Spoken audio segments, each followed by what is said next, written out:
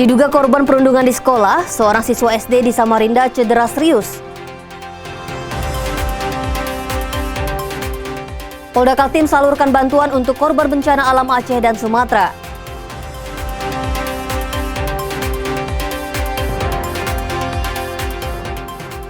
Terus tergenang, salah satu ruas jalan di Kota Banjarbaru dijuluki genangan abadi. Resmi dilantik, Direksi PDAM Kota Pontianak diminta tekan kebocoran air.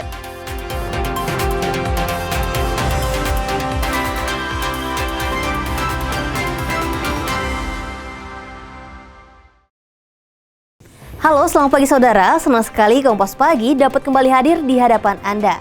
Kami telah merangkum beragam informasi menarik seputar Pulau Kalimantan yang akan menemani Anda selama 1 jam ke depan.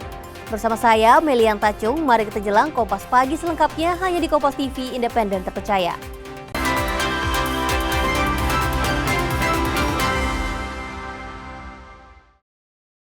Kita ke informasi yang pertama, saudara, kecelakaan melibatkan 2 dump truck menyebabkan seorang pengendara motor meninggal di Jalan Trikora Banjarbaru, Kalimantan Selatan.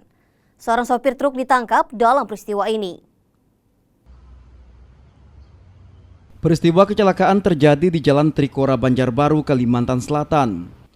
Kejadian bermula saat korban yang bersepeda motor datang dari arah liang anggang berserempetan dengan dump truck hijau di depannya. Korban terjatuh ke kanan lalu ditabrak dump truck kuning dari arah berlawanan pada Jumat sore, 28 November 2025. Kedua sopir langsung kabur tanpa memberikan pertolongan. Polisi yang melakukan olah TKP mengumpulkan rekaman kamera pengawas dan menganalisis video viral yang merekam detik-detik kecelakaan. Dari bukti itu, polisi mengidentifikasi dump truck hijau dan menelusuri kepemilikannya hingga ke wilayah Kapuas, Kalimantan Tengah dan menangkap sopirnya yang berinisial RR.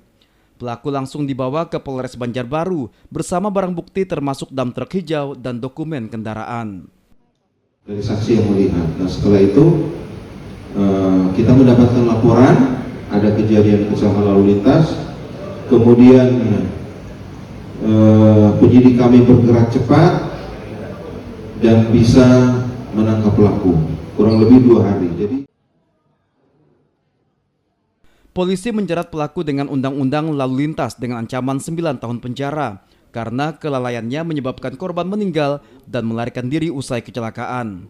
Hingga kini polisi masih melacak dump truck kuning yang juga menabrak korban. Nabila Ceva, Kompas TV, Banjarbaru, Kalimantan Selatan.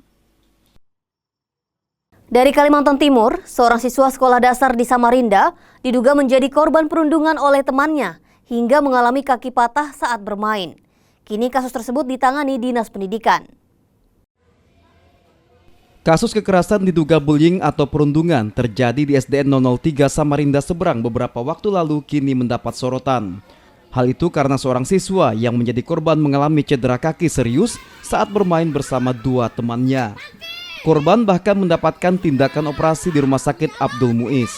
Saat dikonfirmasi ke Dinas Pendidikan Kota Samarinda, masalah ini telah diselesaikan secara kekeluargaan. Sementara kepala sekolah saat dikonfirmasi melalui pesan singkat enggan memberikan keterangan dan menyebut masalah ini juga sudah selesai. Hubungan dengan kejadian kemarin seperti apa kronologisnya? Ternyata mereka itu sebenarnya bertiga itu atau teman-temannya itu bersahabat. Dia bersahabat bermain seperti anak-anak biasa. Tapi dalam permainan itu ya artinya terjadilah kekerasan itu kan. Makanya istilah saya jangan-jangan juga dia tidak ada niatnya untuk menyakiti karena itu temannya. Tapi saya yakin tidak adalah sekolah yang kepingin terjadi seperti itu. Nah, lalu setelah terjadi itu saya cek seperti apa mediasi dengan orang tua. Sudah dimediasi oleh sekolah, kedua orang tuanya udah ketemu. Sementara itu, pihak keluarga korban siswa SD yang alami cedera serius saat dihubungi melalui pesan WhatsApp menyebut masalah ini belum selesai dan masih dalam proses mediasi. Rijal Mustafa, Jasmine Japar, Kompas TV, Samarinda, Kalimantan Timur. Sementara itu, antisipasi kasus perundungan, Dinas Pendidikan dan Kebudayaan Kota Balikpapan sarankan sekolah perbanyak belajar luar kelas dan belajar bersama. Dinas Pendidikan dan Kebudayaan Kota Balikpapan imbau seluruh sekolah, baik swasta maupun negeri, perbanyak kegiatan luar sekolah seperti belajar kelompok atau belajar bersama. Hal ini guna merekatkan hubungan antar siswa sehingga tidak terjadi kasus perundungan di sekolah. Terakhir, kasus bullying di Kota Balikpapan terjadi pada tahun 2024 lalu di salah satu SMP negeri di Kecamatan Balikpapan Timur. Dalam rangka sebetulnya adalah meningkatkan rasa bahwa pertemanan kita itu adalah sebuah persahabatan yang harus saling menjaga sehingga persoalan-persoalan bullying itu bisa kita hilangkan.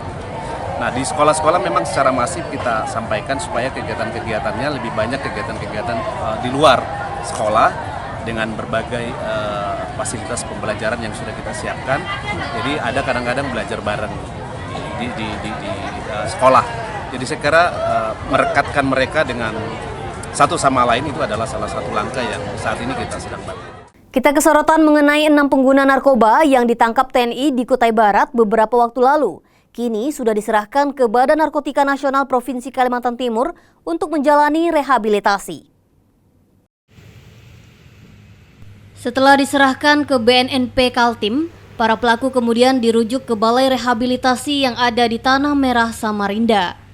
Ketua Tim Rehabilitasi BNNP Kaltim bilang, ke-6 orang tadi bukan pengedar, tapi hanya pengguna.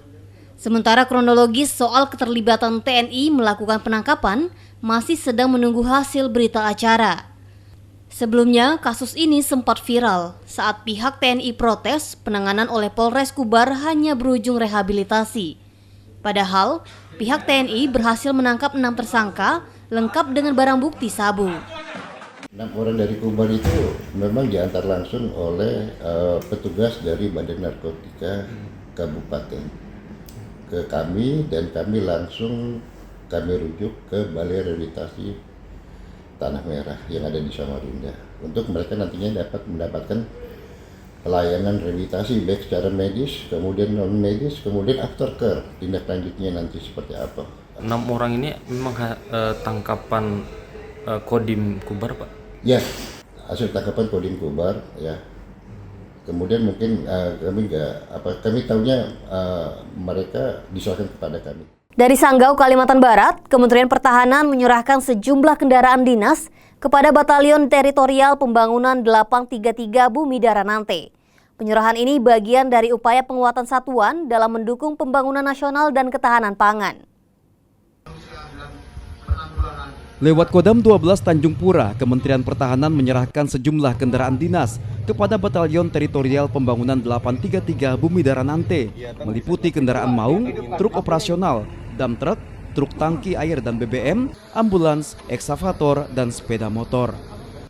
Seluruh alat kekuatan ini akan digunakan untuk mendukung tugas Batalion Teritorial Pembangunan, mulai dari program ketahanan pangan, pembangunan infrastruktur, layanan kesehatan, hingga pemberdayaan ekonomi masyarakat di berbagai daerah. Hari ini kita menyerahkan bantuan dari Kemhan Republik Indonesia kepada Batalion TP 833 Bumi Daranante sejumlah kendaraan untuk operasional pelaksanaan tugas dari Unit Teritorial Pembangunan 833 Bumi Daranante yang berada di Sanggau. Baik itu kendaraan dinas jabatan Komandan Batalion berupa maung dan wakil Komandan Batalion. Kemudian juga ada truk, ada 8 truk antar. Kemudian Batalion Teritorial Pembangunan 833 Bumi Daranante merupakan satu dari 150 batalion pembangunan yang dibentuk TNI Angkatan Darat tahap 1 untuk perkuat percepatan pembangunan nasional di wilayah terdepan dan terluar. Izin kami Letnan 2 Infanteri Alvito Setiawan mewakili Unit TP 833 Bumi Daranante mengucapkan terima kasih kepada Kementerian Pertahanan Republik Indonesia atas seluruh dukungan material yang telah diberikan. Dukungan ini akan menjadi semangat bagi kami untuk terus meningkatkan profesionalisme sebagai prajurit dan mewujudkan program Astacita Presiden Republik Indonesia. Demikian kami ucapkan terima kasih. Dengan penyerahan bantuan kendaraan dinas ini diharapkan kemampuan satuan teritorial dalam mendukung pembangunan dan peningkatan kesejahteraan masyarakat dapat semakin kuat. Samsul Hardi, Kompas TV, Sanggau, Kalimantan Barat. Usai jeda kami akan kembali hadir dengan informasi seputar Banjarbaru tetapkan status darurat cuaca ekstrim. Tetaplah bersama kami di Kompas Pagi.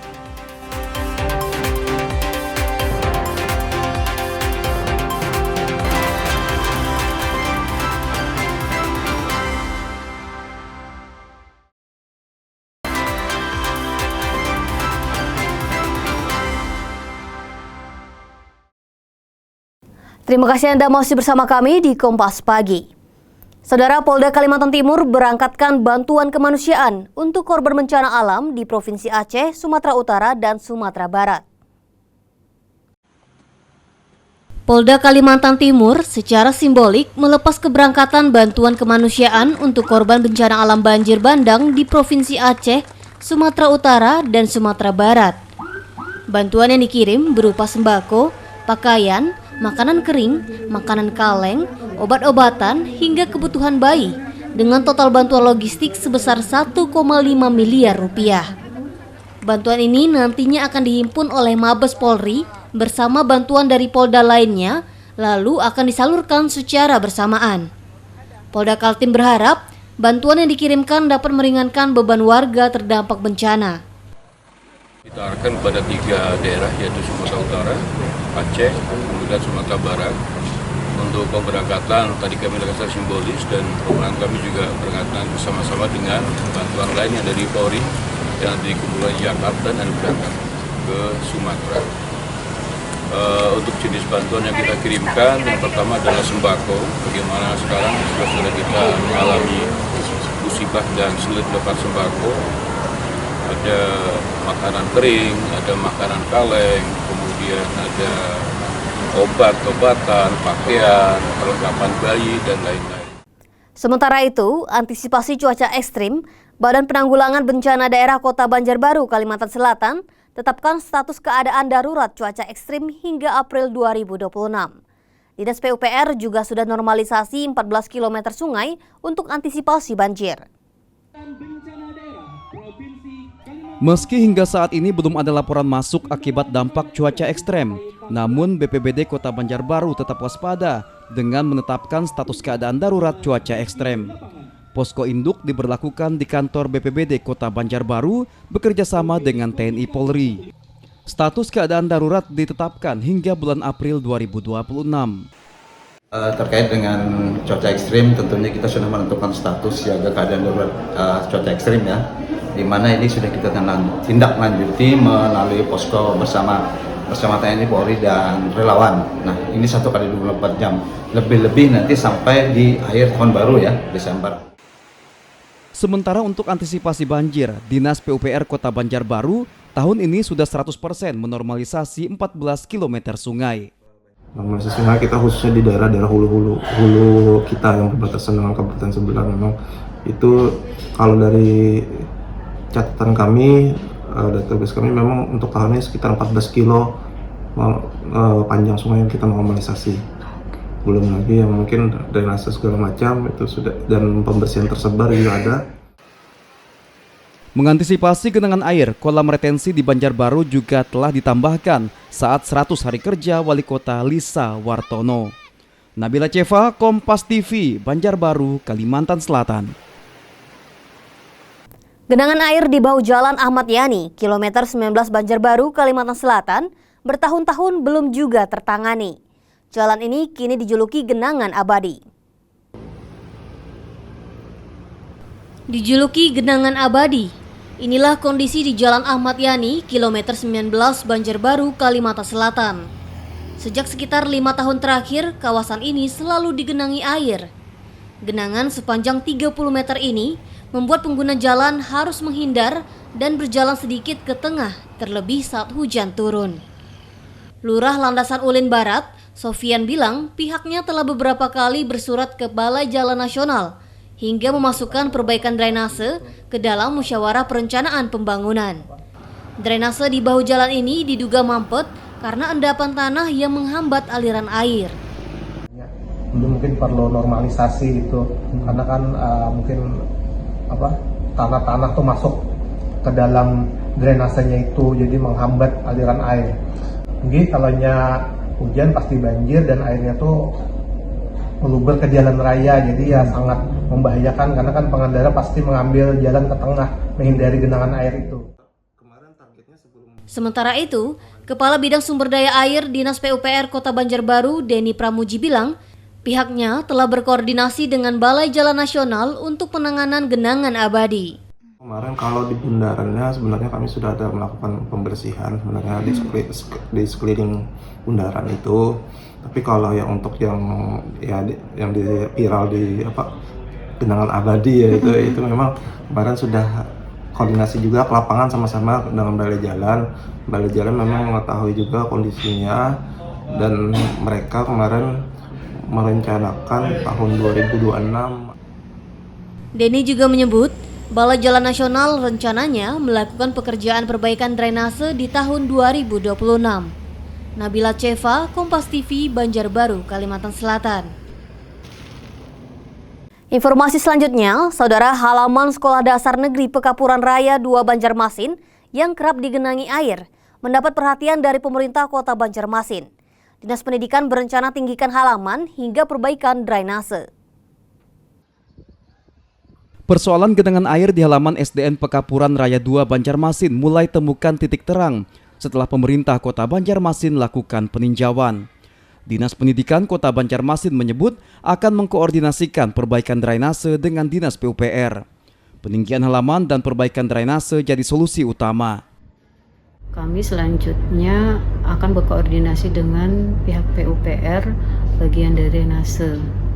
Mungkin nanti ada saran atau bagaimananya, nanti kami bisa kami dapat masukan, nanti apakah bisa kami bisa dibantu untuk saluran air pembuangannya yang memang kan elevasi halaman sekolah memang rendah. Rencana peninggian halaman itu disambut baik Kepala SDN Pekapuran Raya 2. Setelah diperbaiki ini kami bisa kembali upacara, kembali olahraga, bisa melaksanakan Yoga Takwa di lapangan, beraktivitas seakan-akan habis istirahat bisa beraktivitas di lapangan. Nah, harapannya itu untuk kami di sekolah ini. Pihak sekolah berharap perbaikan segera terwujud agar kegiatan belajar dan upacara dapat kembali berlangsung normal. Selama ini upacara tidak dapat dilakukan karena halaman licin berlumut tergenang air. Sayyidah Aisyah, Kompas TV, Banjarmasin, Kalimantan Selatan. Saudara, belasan tahun rusak parah, Jalan Wonosari dan jalan akses ke tempat pembuangan akhir sampah Kota Singkawang, Kalimantan Barat akhirnya diperbaiki oleh pemerintah Kota Singkawang. Warga mengaku sangat senang dengan peningkatan kualitas jalan ini. Total sekitar 2,4 km jalan Wonosari dan tempat pembuangan akhir sampah Kota Singkawang mendapatkan perbaikan di penghujung tahun 2025. Bagi warga, ini merupakan kebahagiaan tersendiri, sebab belasan tahun lamanya mereka melintasi jalan yang rusak parah, bahkan sering terjatuh akibat licinnya jalan di musim penghujan. Selain akses ke TPA, jalan ini juga jadi akses ke sekolah dan menjadi urat nadi lalu lintas warga membawa hasil kebun. Dari lahir, umur saya udah 56 tahun, baru ini ngeliat jalan Wonosari dibangun oleh pemerintah Kota Singkawang kita. Kebetulan juga di Wonosari itu kan ada sekolah SMP 13, ada pembuangan akhir tuh TPA, terus ada juga pesantren, ada juga wisata Danau Biru. Jadi kalau jalannya udah bagus, semoga nanti warga yang ingin berkunjung ke Wonosari enak dan nyaman. Menurut Wakil Wali Kota Singkawang, awalnya Jalan Wonosari akan mendapatkan bantuan dari pemerintah pusat, namun urung sehingga Pemkot menganggarkan melalui APBD sekitar 3 miliar rupiah. Kilo 450-an, 2,5 kilo. Artinya memang ajuan masyarakat udah cukup lama, mungkin belasan tahun ya jalan ini belum terbangun. Alhamdulillah itu sudah terbangun dan memang keluhan masyarakat ya memang jalannya memang cukup parah ya. Di depan itu akses ke sekolah dan tempat TPA, tempat pembuangan sampah. Tak hanya Jalan Wonosari, pembangunan juga dilakukan di ruas jalan lain seperti Jalan Conglongkong dan Mantoman. Novi Saputra, Kompas TV, Singkawang, Kalimantan Barat. Informasi selanjutnya, November 2025 inflasi Kalbar naik 0,24%. Selengkapnya akan kami hadirkan usai jeda. Tetaplah bersama kami di Kompas Pagi.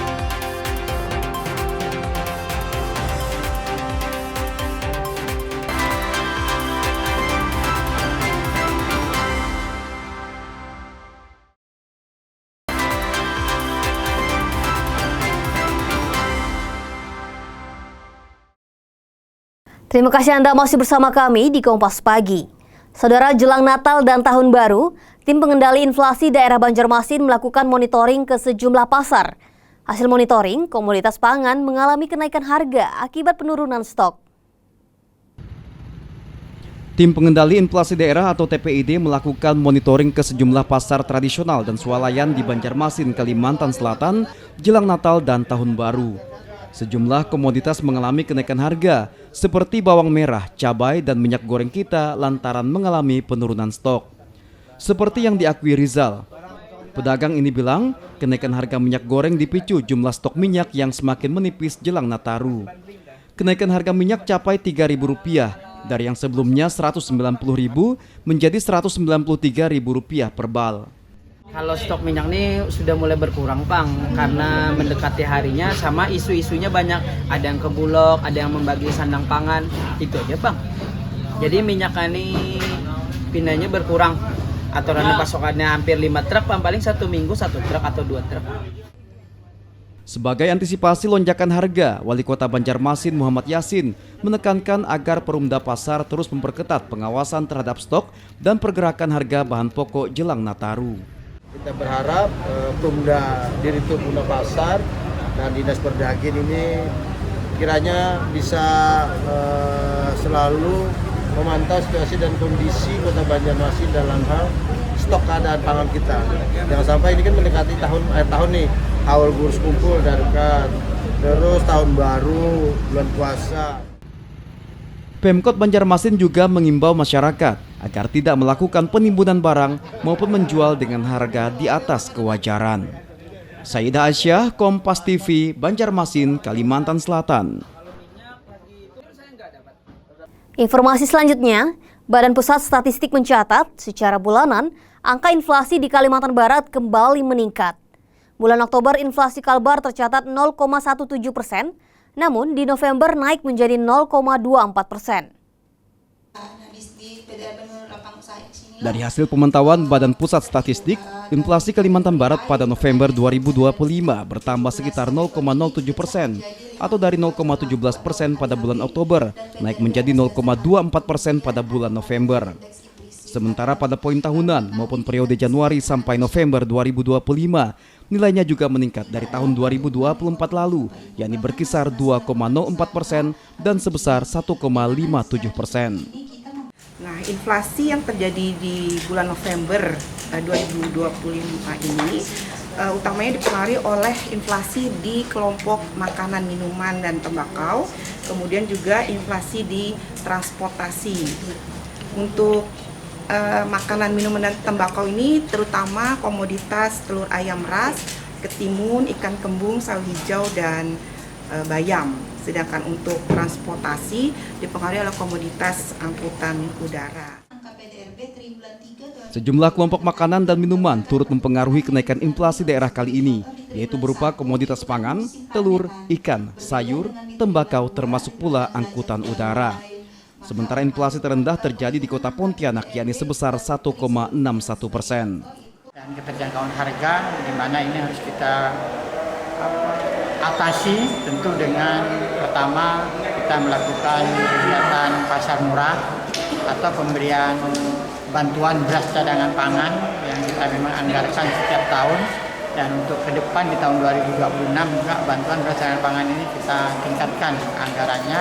Ini semata-mata juga dari program atensi dari pemerintah pusat untuk memberikan dukungan dan bantuan kepada masyarakat yang menyangkut kebutuhan dasar mereka. Mempawah dan Sanggo yang Tidak hanya inflasi, terdapat beberapa kelompok barang pengeluaran yang mengalami deflasi, diantaranya peralatan dan perlengkapan rutin rumah tangga, seperti sabun hingga deterjen bubuk.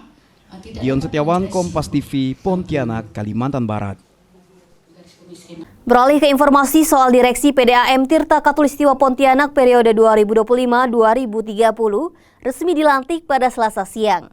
Selain profesional, jajaran direksi dituntut mampu menekan kebocoran air. Wali Kota Pontianak Edi Rusdi Kamtono melantik Direksi PDAM Tirta Katulistiwa Pontianak periode 2025-2030. Direksi yang dilantik meliputi Direktur Utama, Direktur Pelayanan, Direktur Administrasi, dan Keuangan. Selain dituntut meningkatkan jangkauan cakupan dan kualitas pelayanan air bersih bagi masyarakat, para direksi juga dituntut mampu menekan angka kebocoran air yang masih berada di angka lebih dari 30%. Dengan penambahan pelanggan tersebut, otomatis kan pola konsumsinya nambah, komunikasi air nambah, sehingga kami harus juga menambah kapasitas instalasi. Jadi beliau dan mereka juga yang di Lipa Kuning, Satwa, dan waktu juga itu bisa operasional. Selain itu juga kami juga akan menambah kapasitas yang di Paritayon, yang di Selat Panjang, maupun yang di Selanjutnya. Seleksi direksi PDAM ini sudah sesuai dengan tahapan Kementerian Dalam Negeri, dimulai dari pembentukan panitia, pengumuman, pengusulan hingga verifikasi. Pengumuman sampai proses dan kita usulkan ke Mendagri dan Mendagri memverifikasi dan memeriksa serta menyetujui. Hari dilantik Direktur Utama, Direktur Pelayanan, Direktur Administrasi dan Keuangan. Sementara Direktur Teknik belum disetujui Mendagri karena tidak memenuhi syarat. Pelantikan ini tanpa dibarengi dengan pelantikan Direktur Teknik. Penundaan dilakukan karena pelamar yang mendaftar tidak sesuai dengan ketentuan dari Kemendagri. Direksi harus segera melakukan langkah-langkah yang sudah disampaikan oleh Wali Kota Pontianak, pertama untuk menekan angka kebocoran yang cukup tinggi di Kota Pontianak ini. Itu yang harus dia lakukan, di mana tadi disampaikan booster kita juga belum selesai, dengan banyak pipa-pipa kemarin sudah dibangun, pipa Sumijawi dan Perdana, dan itu salah satu penunjang yang kita lakukan. 3 orang direksi ini yakni Abdullah sebagai Direktur Utama, kemudian Muhammad Zulhiyardi sebagai Direktur Pelayanan, dan Agus Darius sebagai Direktur Administrasi dan Keuangan.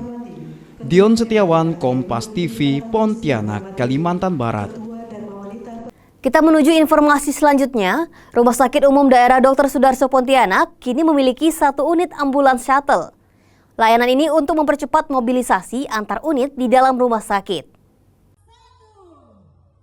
Selain bangunan yang semakin representatif dan alat-alat yang semakin canggih, kini Rumah Sakit Umum Sudarso Pontianak juga menghadirkan layanan ambulans shuttle.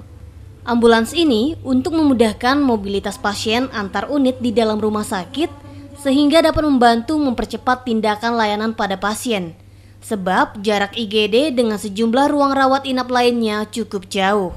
Kita sudah punya shuttle untuk pasien, ada 2 unit untuk membantu transportasi pasien dari misalkan dari rawat jalan ke radiologi, ke radioterapi yang jaraknya jauh ya, menggunakan shuttle bagi pasien. Nah sekarang ada ambulan kecil model shuttle baji tadi, itu akan digunakan dari IGD ke ruang rawat inap yang posisinya tidak di gedung Tower A dan Tower B.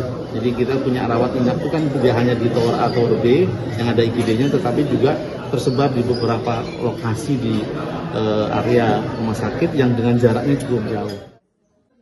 Sementara itu, Sekretaris Daerah Kalimantan Barat Harrison bilang, Pemprov Kalbar akan terus mengembangkan dan mengevaluasi layanan kesehatan rumah sakit agar masyarakat mendapatkan pelayanan yang lebih nyaman.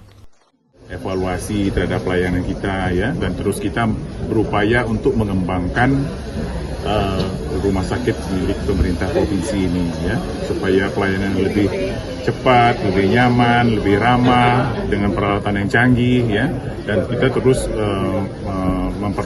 memperbanyak kapasitas tempat tidur. Nah, ke depan pemerintah provinsi Kalimantan Barat, Rumah Sakit Dr. Sudarso ini akan terus mengembangkan layanan kita ya. Dengan hadirnya ambulans ini diharapkan proses penanganan pasien lebih efisien dan responsif, terutama pada kondisi gawat darurat. Sucia Lucinda, Kompas TV, Pontianak, Kalimantan Barat.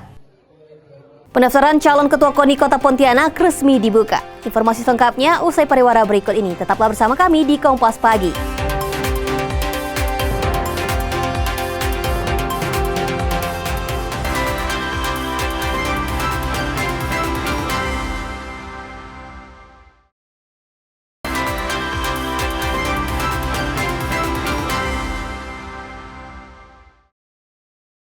Terima kasih Anda masih bersama saya, Melian Tacung dalam Kompas Pagi. Saudara, kita ke informasi seputar olahraga. Persebaya Surabaya tidak memiliki waktu banyak untuk mempersiapkan tim jelang bentrok kontra PSM Makassar 6 Desember. Beruntung dalam duel nanti, Bajul Ijo sudah bisa diperkuat Francisco Rivera yang sempat absen karena sanksi kartu merah. Persebaya Surabaya kembali gelar latihan sebagai persiapan menghadapi PSM Makassar dalam laga tunda pekan ketiga Super League. Latihan yang digelar di lapangan ABC Kompleks Gelora Bung Tomo Surabaya Selasa sore masih dipimpin pelatih sementara Uston Nawawi pasca dipecatnya Eduardo Perez. Angin segar berhembus ke kubu Persebaya. Menghadapi PSM Makassar, Francisco Rivera sudah bisa diturunkan yang sempat absen di dua laga karena sanksi kartu merah. Kembalinya gelandang asal Meksiko ini akan menambah kekuatan tim kala duel kontra Juku Eja. Ya tentunya kita kemarin belum menang tapi hampir ya.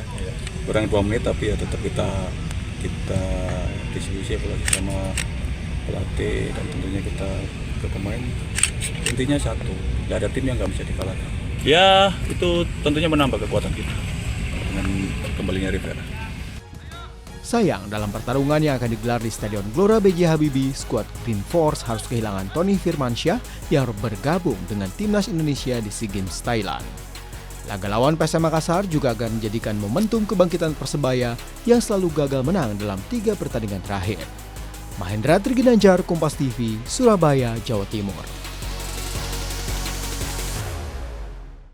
Jelang bursa transfer tengah musim pada Januari 2026, sejumlah klub Super League Indonesia mulai sibuk memperkuat skuadnya.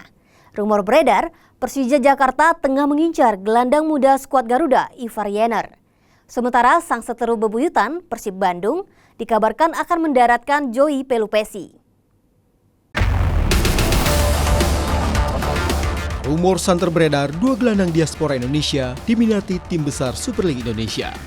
Persija Jakarta dikabarkan berminat untuk mendatangkan gelandang muda skuad Garuda, Ivar Yener.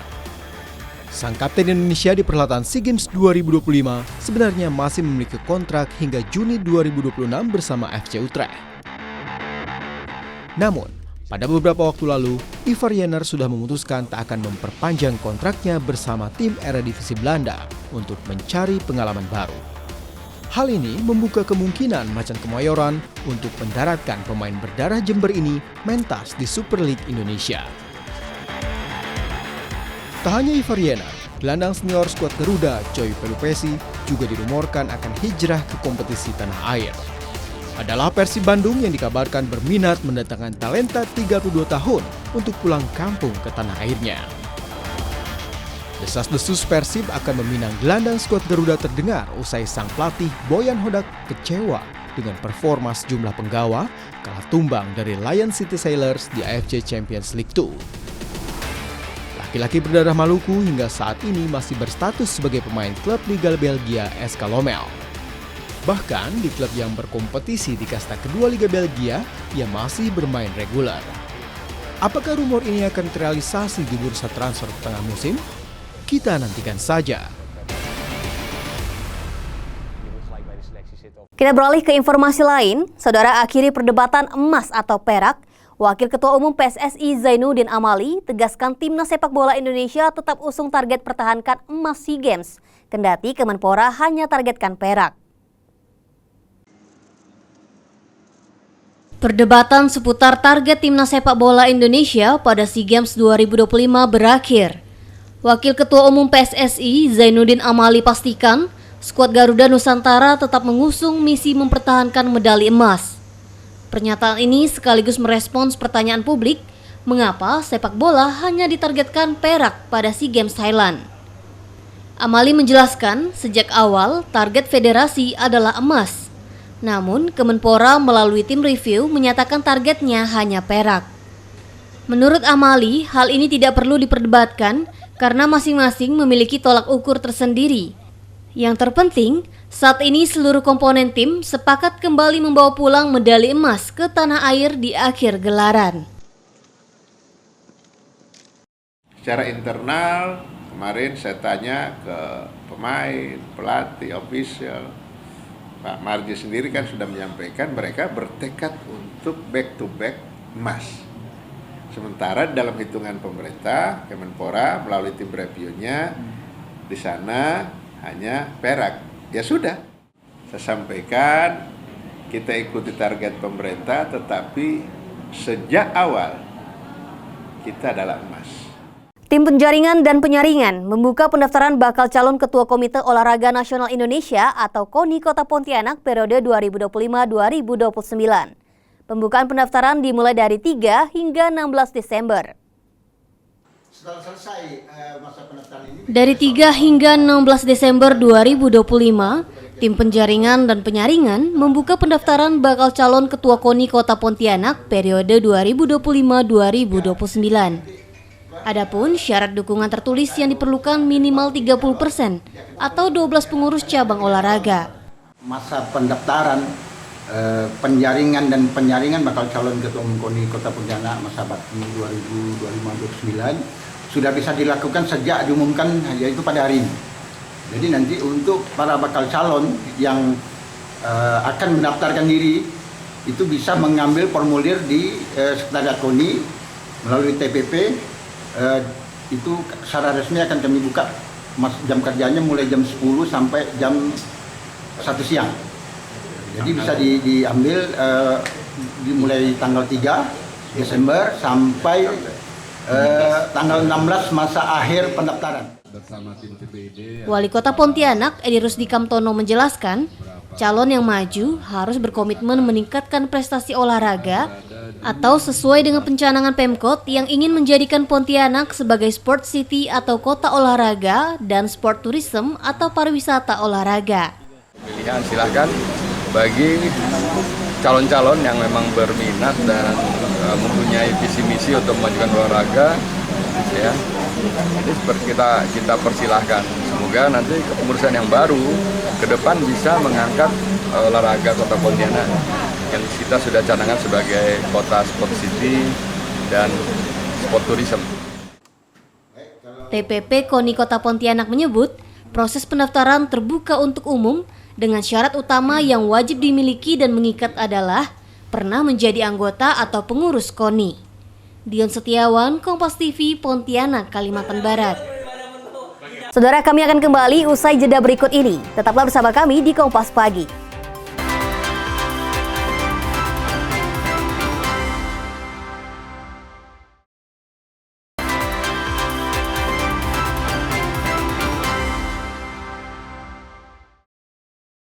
Terima kasih Anda masih bersama saya, Melian Tacung dalam Kompas Pagi. Saudara, jika Anda tidak sempat menyaksikan sorotan utama kami, berikut laporan utama Kompas Pagi hari ini. Kasus kekerasan diduga bullying atau perundungan terjadi di SDN 003 Samarinda Seberang beberapa waktu lalu kini mendapat sorotan. Hal itu karena seorang siswa yang menjadi korban mengalami cedera kaki serius saat bermain bersama dua temannya. Korban bahkan mendapatkan tindakan operasi di Rumah Sakit Abdul Muiz. Saat dikonfirmasi ke Dinas Pendidikan Kota Samarinda, masalah ini telah diselesaikan secara kekeluargaan. Sementara kepala sekolah saat dikonfirmasi melalui pesan singkat, enggan memberikan keterangan dan menyebut masalah ini juga sudah selesai. Hubungan dengan kejadian kemarin seperti apa kronologisnya? Ternyata mereka itu sebenarnya bertiga itu atau teman-temannya itu bersahabat. Dia bersahabat bermain seperti anak-anak biasa.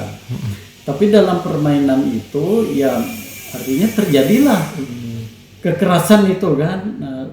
Makanya istilah saya jangan-jangan juga dia tidak ada niatnya untuk menyakiti karena itu temannya. Tapi saya yakin tidak adalah sekolah yang kepingin terjadi seperti itu. Nah, lalu setelah terjadi itu saya cek seperti apa mediasi dengan orang tua. Sudah dimediasi oleh sekolah, kedua orang tuanya udah ketemu. Sementara itu, pihak keluarga korban siswa SD yang alami cedera serius saat dihubungi melalui pesan WhatsApp menyebut masalah ini belum selesai dan masih dalam proses mediasi.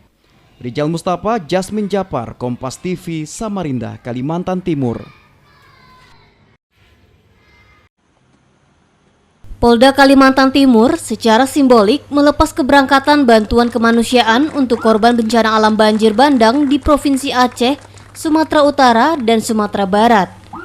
Bantuan yang dikirim berupa sembako, pakaian, makanan kering, makanan kaleng, obat-obatan, hingga kebutuhan bayi dengan total bantuan logistik sebesar 1,5 miliar rupiah.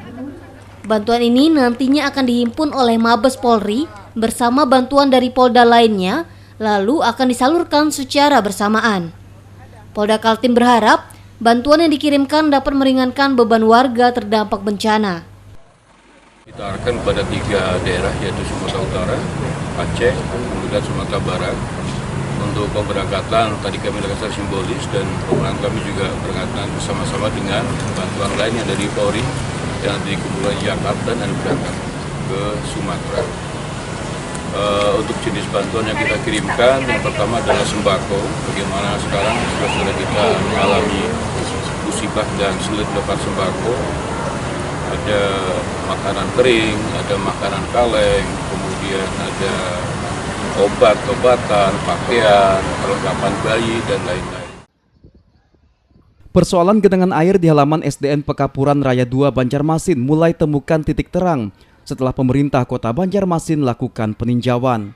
Dinas Pendidikan Kota Banjarmasin menyebut akan mengkoordinasikan perbaikan drainase dengan Dinas PUPR. Peninggian halaman dan perbaikan drainase jadi solusi utama. Kami selanjutnya akan berkoordinasi dengan pihak PUPR bagian dari drainase. Mungkin nanti ada saran atau bagaimananya, nanti kami bisa kami dapat masukan, nanti apakah bisa kami bisa dibantu untuk saluran air pembuangannya yang memang kan elevasi halaman sekolah memang rendah. Rencana peninggian halaman itu disambut baik Kepala SDN Pekapuran Raya 2. Setelah diperbaiki ini kami bisa kembali upacara, kembali olahraga, bisa melaksanakan lewat takwa di lapangan, beraktivitas seakan-akan habis istirahat bisa beraktivitas di lapangan. Nah, harapannya itu untuk kami di sekolah ini.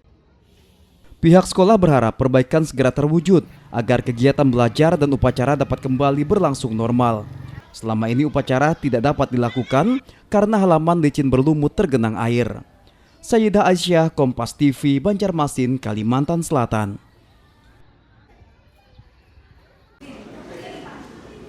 Wali Kota Pontianak Edi Rusdi Kamtono melantik Direksi PDAM Tirta Katulistiwa Pontianak periode 2025-2030. Direksi yang dilantik meliputi Direktur Utama, Direktur Pelayanan, Direktur Administrasi, dan Keuangan. Selain dituntut meningkatkan jangkauan cakupan dan kualitas pelayanan air bersih bagi masyarakat, para direksi juga dituntut mampu menekan angka kebocoran air yang masih berada di angka lebih dari 30%. Dengan penambahan pelanggan tersebut, otomatis kan pola konsumsinya nambah, komunikasi air nambah, sehingga kami harus juga menambah kapasitas instalasi. Jadi beliau dan mereka juga yang di Nipa Kuning, Satwa, dan juga itu bisa operasional. Selain itu juga kami juga akan menambah kapasitas yang di Parepare, yang di Selat Panjang, maupun yang di Sekitar. Seleksi direksi PDAM ini sudah sesuai dengan tahapan Kementerian Dalam Negeri, dimulai dari pembentukan panitia, pengumuman, pengusulan hingga verifikasi. Pengumuman sampai proses dan kita usulkan ke Mendagri dan Mendagri memverifikasi dan memeriksa serta menyetujui. Nah, ini dilantik Direktur Utama, Direktur Pelayanan, Direktur Administrasi dan Keuangan. Sementara Direktur Teknik belum disetujui Mendagri karena tidak memenuhi syarat. Pelantikan ini tanpa dibarengi dengan pelantikan Direktur Teknik.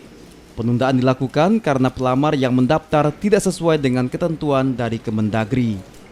Direksi harus segera melakukan langkah-langkah yang sudah disampaikan oleh Wali Kota Pontianak, terutama untuk menekan angka kebocoran yang cukup tinggi di Kota Pontianak ini.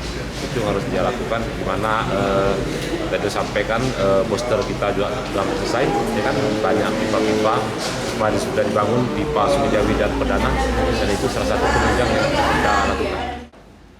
3 orang direksi ini yakni Abdullah sebagai direktur utama, kemudian Muhammad Zohiardi sebagai direktur pelayanan, dan Agus Darius sebagai direktur administrasi dan keuangan. Dion Setiawan, Kompas TV, Pontianak, Kalimantan Barat. Saudara, itu tadi informasi terakhir yang menutup perjumpaan kita pada hari ini. Jangan lupa saksikan terus Kompas Pagi dan program menarik lainnya hanya di Kompas TV Independen Terpercaya. Akhir kata, saya Melianta Cung mewakili segenap kru yang bertugas, mengucapkan terima kasih dan sampai jumpa.